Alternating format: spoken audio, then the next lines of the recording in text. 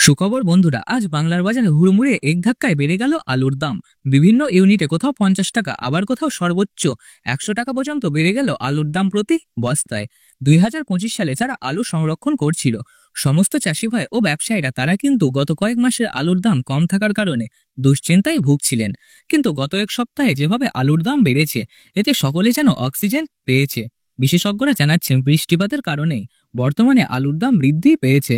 কারণ খেতে থাকা প্রায় সমস্ত শাকসবজি ও ফসলই নষ্ট হয়ে গিয়েছে, যার ফলে সাধারণ মানুষ এখন অনেকটাই নজর আলুর ওপর।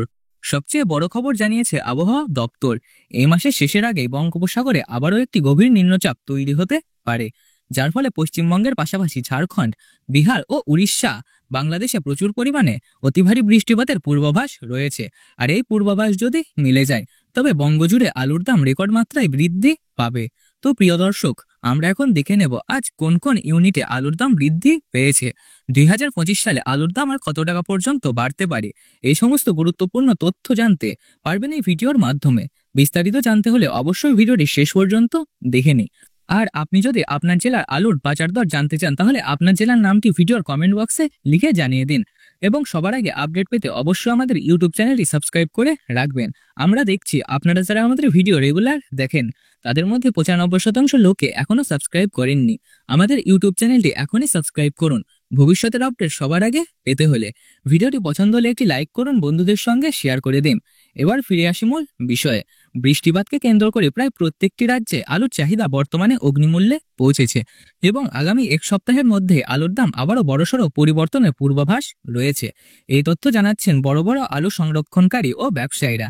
এক কথায় বলতে গেলে, যদি আগস্ট মাসে আরও ভারী বৃষ্টিপাত হয়, তাহলে আলুর দাম রেকর্ড ভেঙে বেড়ে যেতে পারে, এমনটাই আশঙ্কা করছেন বিশেষজ্ঞরা। ইতিমধ্যে উত্তরবঙ্গে আলু আসাম, ত্রিপুরা, মেঘালয়, আগরতলা প্রভৃতি জায়গায় রপ্তানি করা হচ্ছে।